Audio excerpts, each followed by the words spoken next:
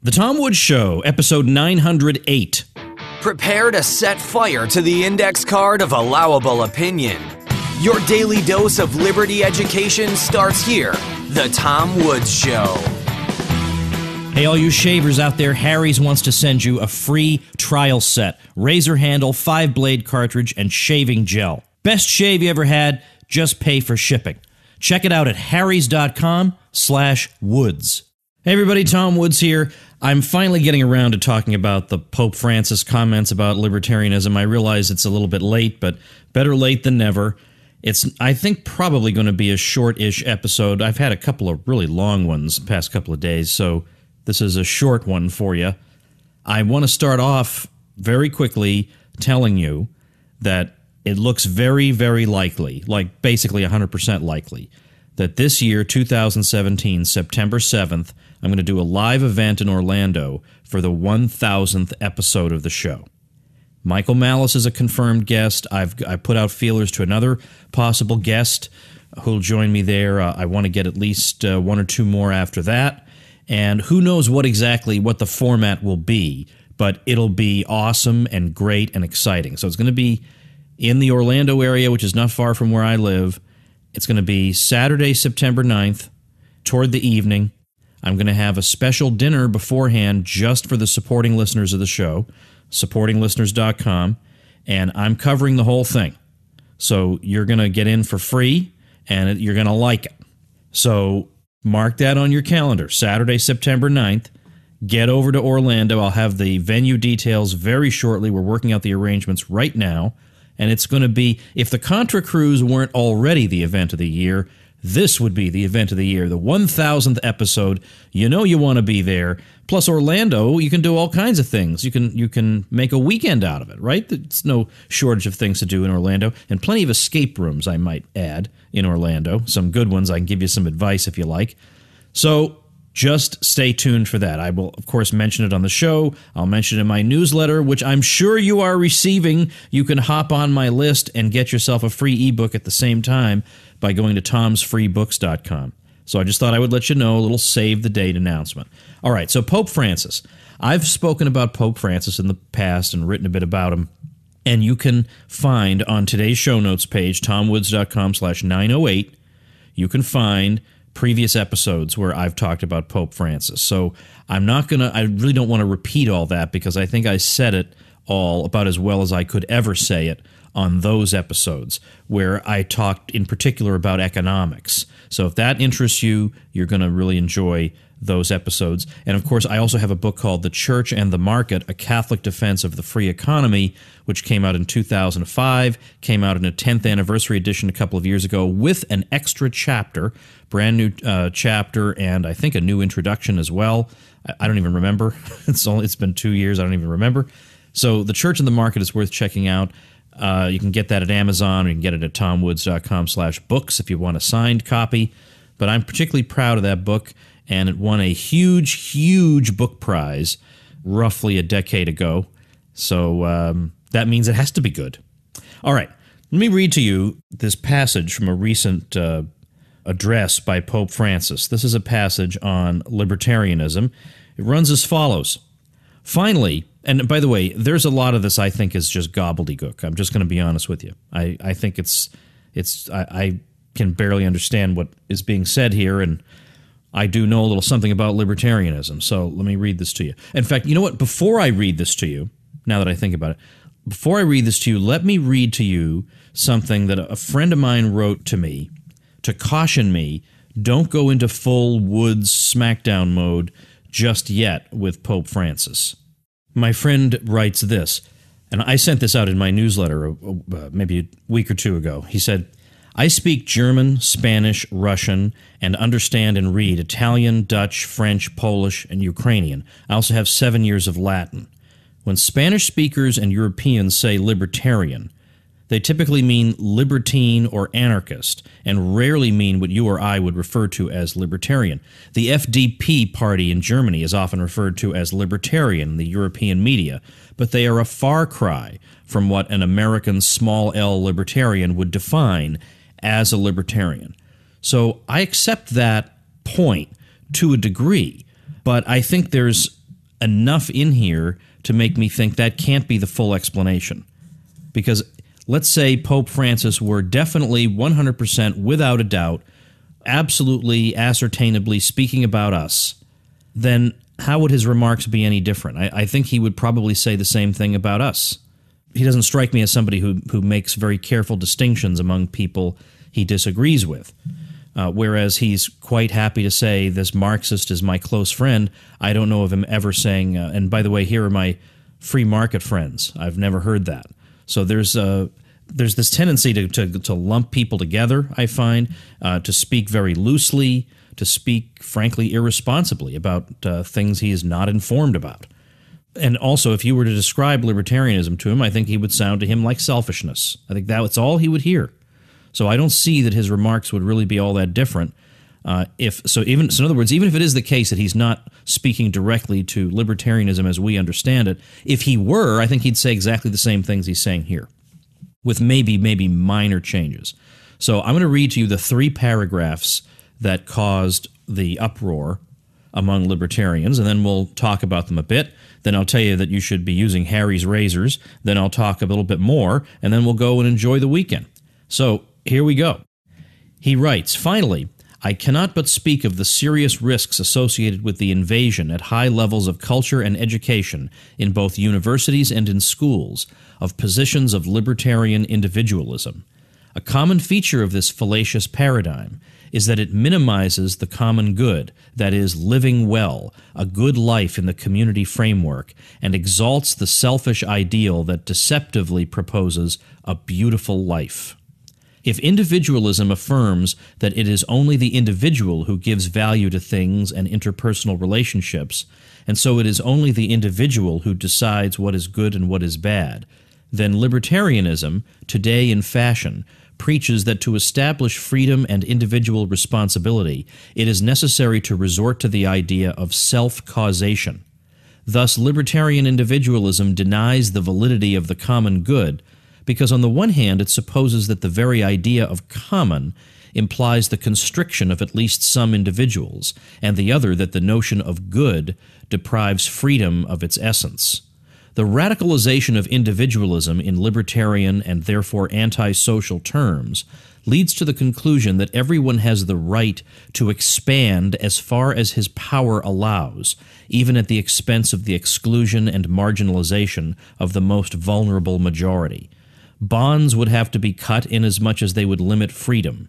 By mistakenly matching the concept of bond to that of constraint, one ends up confusing what may condition freedom, the constraints, with the essence of created freedom, that is, bonds or relations, family and interpersonal, with the excluded and marginalized, with the common good, and finally with God. Now, as I say, maybe Pope Francis is speaking about something other than libertarianism as you and I know it, but something you and I do know for sure is that plenty of people speak of libertarianism as we understand it in exactly these terms. So somebody certainly is making these arguments, whether or not Pope Francis is. Somebody is somewhere, so it couldn't hurt to say at least a little something about it. So first of all, the invasion of libertarian individualism at high levels of culture and education, I don't know what word to use to describe that idea, other than delusional. There is no invasion of libertarianism. I only wish libertarianism were 3% as influential as is implied here. There's no such thing. To the contrary, everybody at the highest levels of these things speaks constantly about subordinating the private interest to the public interest. Everyone speaks that way. That is what you are taught in school, nonstop, that you must subordinate yourself to the will of the majority. That's what everybody graduates believing. Everybody graduates believing that the private sector is where selfish and terrible people carry out their exploitation of the public. Everybody believes that. There's almost no countervailing cultural force against that. I mean, we've tried our best to hit back against it, but we are going up against a major onslaught. So that's certainly not true. And this isn't even debatable. That it is not true that there has been an invasion of positions of libertarian individualism. That is absolutely false. There's no way to defend that statement. Then it says that we read that this fallacious paradigm minimizes the common good. Now, I don't see that that's the case. It's just because, what does it mean to be a libertarian? It simply means that you have a very high threshold for what you will allow violence to be used for. That's all it means. It doesn't mean that you think selfishness is good. It doesn't mean that you think money is the most important thing in the world. It doesn't mean that you think that the highest value in life is to earn a lot of money and then spend it on frivolous items. It means nothing. It has absolutely nothing to do with any of that. You could believe those things and be a libertarian, but it has nothing to do with it. What it has to do with is the use of violence in society, and we think that violence is not a good way to resolve disputes between people, that instead we ought to use reason and we ought to have boundaries around each individual, property rights and the right to life around each individual, to give each individual some kind of shelter against the bad intentions possibly of other people or of groups of other people claiming to speak for the common good. And there's really the problem with this term common good. It's not that you can't conceive of what the common good might be or in a particular situation. It's that there is a refusal to acknowledge that there could be people of goodwill who have genuine differences over what constitutes the common good. And when that happens, how are you going to resolve that situation? I think the common good calls for A, and you think the common good calls for B. If our view is that, well, there must be one vision of the common good, and it must be enforced, and people must be forced to conform to it, then what this flowery language of common good really amounts to in the real world is I'm going to, through violence, impose my version of the common good on you, and not act as if you have a legitimate point of view. You are a dissenter from the common good. The common good must triumph, so therefore all the worse for you. Why is that? Why is it that we would think that religious values require us to act in that way? It would seem to me that that's a wicked way to behave. That instead of reasoning things through, we say, well, my vision of the common good trumps yours, so therefore I'm taking out the clubs and the sticks and the guns and the hangmen to make sure that my version of the common good triumphs. What is the common good if not peace and prosperity? What else would it be? And that's what we're shooting for with libertarianism. And moreover, even if you think of the classic paradigm case of, let's say, a polluter. Let's say you've got a business firm and it's dumping waste into a lake.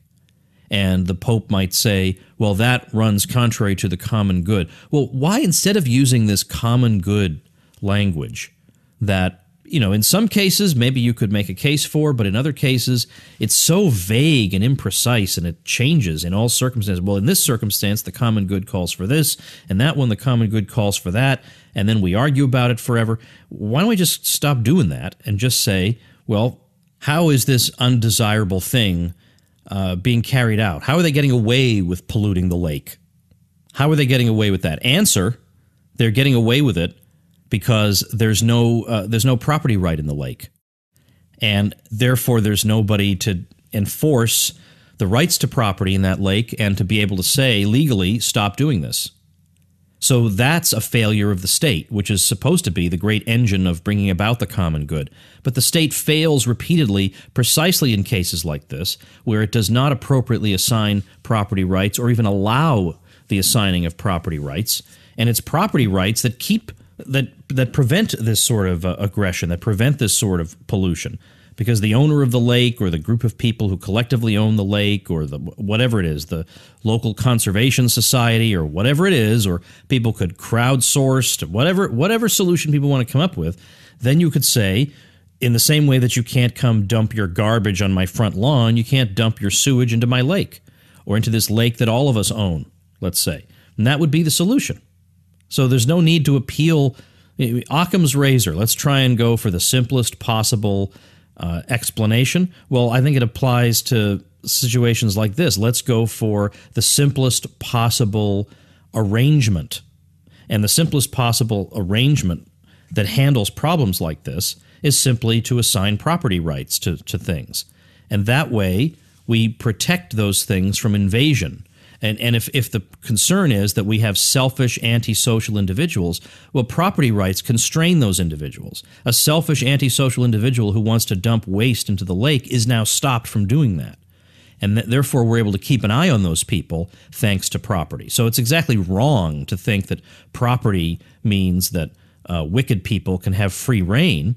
No, it's property rights create boundaries around things and people that prevent bad people from having free reign. It's precisely property that prevents bad people from having free reign over everybody and exploiting everybody, whereas the state has no such boundaries.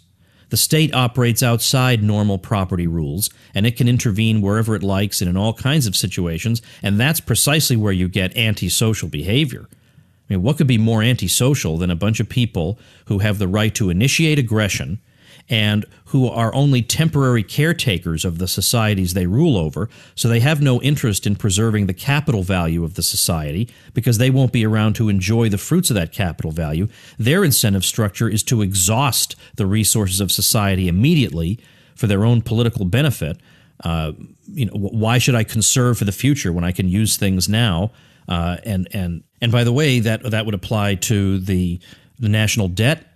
Because I can make the country totally indebted by just using up a lot of resources right now, and then I won't have to deal with the consequences of the debt because I won't be around for it. That's antisocial. That's working against the common good. That's working against voluntary solutions that people might come up with. And so running through these sorts of critiques of libertarianism is a really insulting view of ordinary people. And I think I read this in a comment section somewhere, so I can't remember how to give credit because I don't remember what comment, but somebody made the point that when you talk this way, you're really saying people are too stupid to come up with their own voluntary solutions. They're too stupid and selfish and wicked to do it, and so we need they're ignorant. They're ignorant. I mean, unless we have PhDs from Harvard coming around telling them how to act, they're going to do the wrong thing, and that definitely comes through. I mean, I don't think they would want to be called on it, but that definitely comes through in these critiques. There's no way people could come up with voluntary, peaceful alternatives. And in fact, I think these critics can't even conceive of a voluntary alternative, or even that using threats of violence to bring about the so-called common good is even a problem. They're so used to doing it that way that I'm not even sure they think of it as a problem. Then let's get into this idea that it's only the individual who gives value to things and interpersonal relationships. All right, that's going to be fun to critique, but now let's hear a word from our sponsor.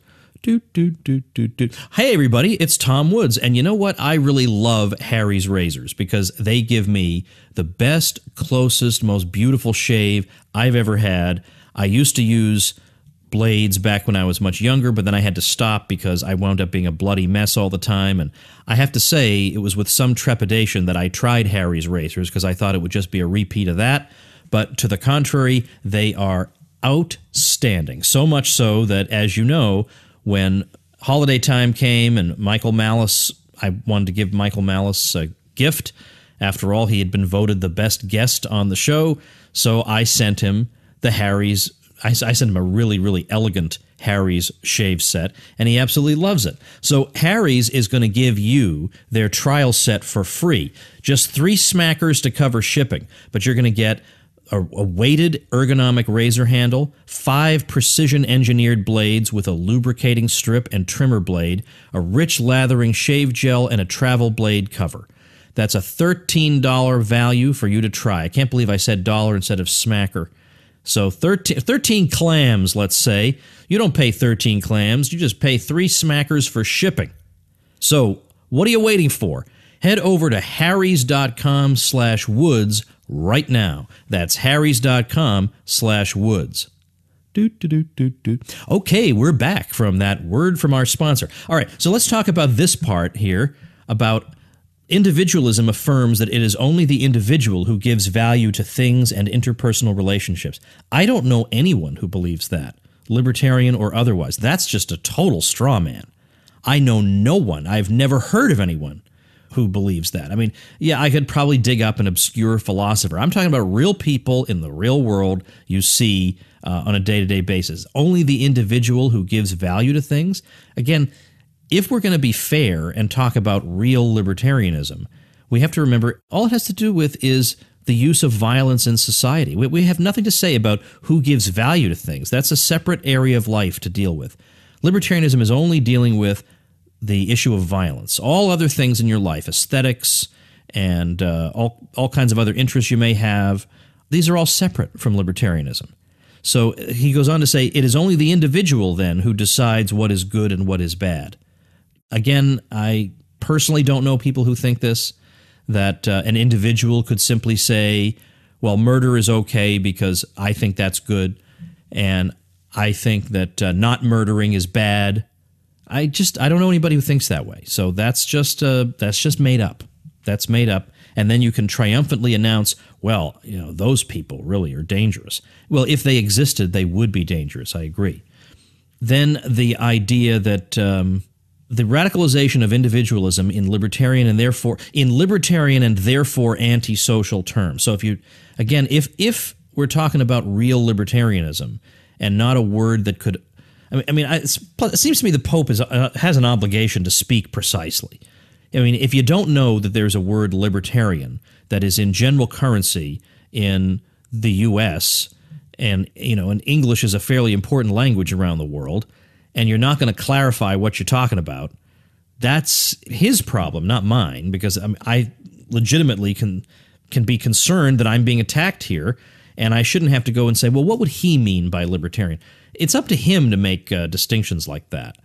So anyway, libertarian and anti-social. So if you don't favor violence, the initiation of violence, and you look for peaceful solutions, then this makes you antisocial. That is the way a lot of people think.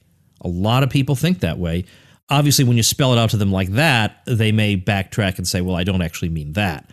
I don't think they realize that they're implicitly saying this when they say libertarians are antisocial. What, you mean just because we're against violence to solve problems, that makes us antisocial? I don't think so. Then leads to the conclusion that everyone has the right to expand as far as his power allows. Well, I don't even know what that means. Right to expand as far as his power. Does that mean the right to accumulate wealth, maybe? I don't know, but that's a strange choice of words. I mean, I suppose we could blame the translation. I mean, presumably this was given in Spanish, but they have really good translators, so I don't really know what that means. Everyone has the right to expand as far as his power allows. And what does his power mean? Does it mean the choices people have when they have wealth? That if I have wealth, I have the power to go on vacation or the power to buy a loaf of bread or something? I'm not sure. These are very strange. It's a very strange word choice. Even at the expense of the exclusion and marginalization of the most vulnerable majority. I think it's not debatable that in capitalist societies these days, the majority is not vulnerable in any sense that would have been understood by anybody at any time in the history of the world. If you want to look at a vulnerable majority, look at people living in pre-capitalist societies, where one bad harvest meant starvation for people. Look at the standard of living they enjoyed. It was beyond horrifying. I mean, we can romanticize what it was like to live in 16th century France, but I guarantee you wouldn't have wanted to live then. You wouldn't have wanted dentistry without anesthesia. You wouldn't have wanted to walk around with no shoes. You wouldn't have wanted to have no conveyances of any kind. There you had the rich who could at least be moved around in one way or another, or they could be entertained in one way or another. But the average person had no way to. What's the average person going to do? Go join a book club or get other dog enthusiasts together on the weekends and do? Of course not. None of these things that are liberating that we enjoy about our lives were available to these people. So they were the vulnerable majority.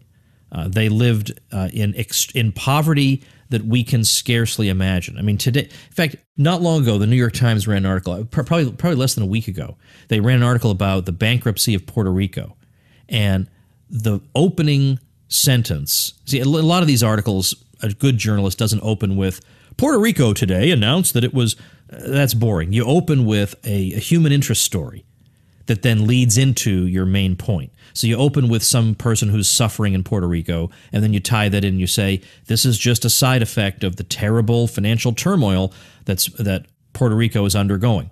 So this New York Times article, the worst human interest story they could find, the worst thing they could think to describe was such and such person, I don't remember his name, is having to tighten his belt and in his household may have to cut back to just one cell phone.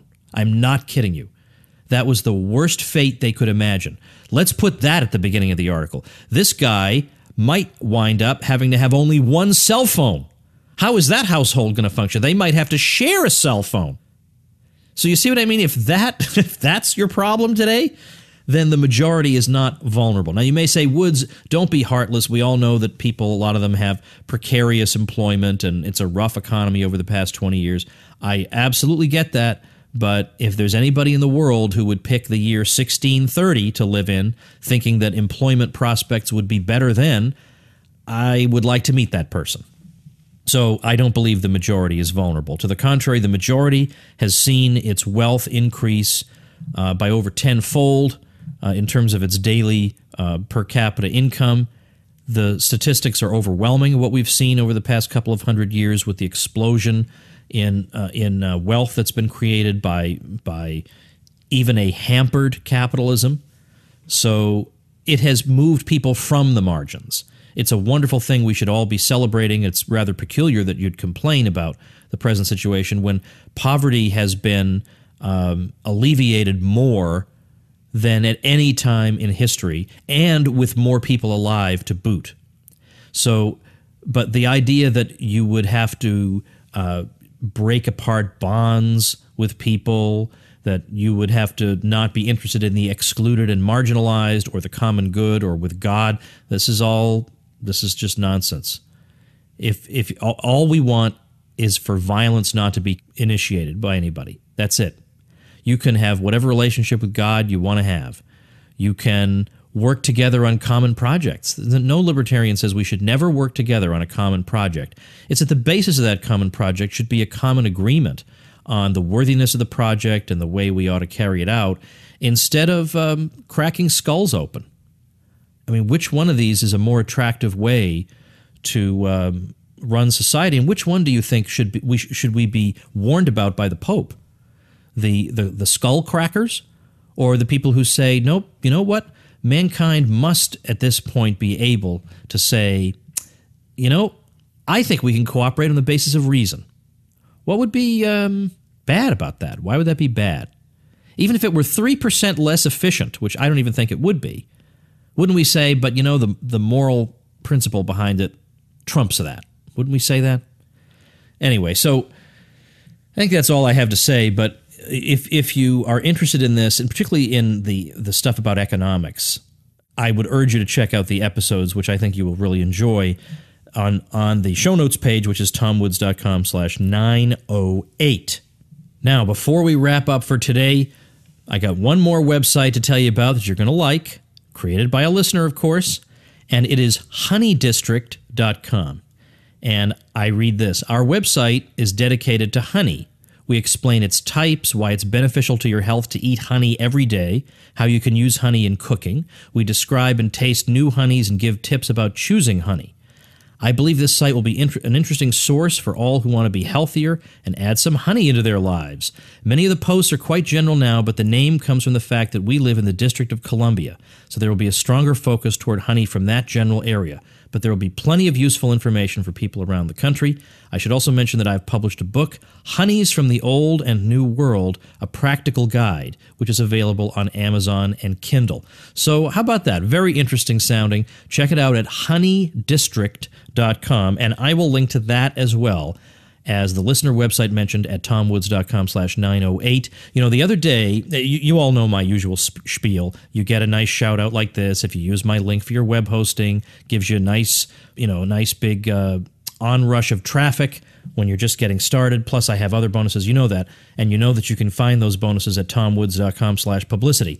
But I want to say, in particular the other day, I was in the. I have two secret Facebook groups. One's for the supporting listeners, and one's for people who get their web hosting through my link, because we have a bloggers group, and we help each other out. And somebody the other day said, I have this landing page, and I'm not that happy with it. And about a half hour after she posted that, nobody had commented. Well, then I checked later in the day. There were 43 comments. Now that is a great help. And that is a free bonus. I mean, imagine being able to turn to hundreds of people who are of like mind with you, by the way, and many of whom know more than you do about some of the technical stuff surrounding websites and blogs. And you can just go and contribute where you know something, and then ask questions where you don't know something, and get answers fairly quickly from a lot of people. I'm quite sure that's a service people would pay for, and you get that for free when you use my link that you'll find at tomwoods.com/publicity. So don't start that website or blog until you read tomwoods.com/publicity. You see all the goodies that I am going to give you. All right, that is it, everybody. Thanks for listening. Become a smarter libertarian in just 30 minutes a day. Visit tomwoods.com to subscribe to the show for free, and we'll see you next time.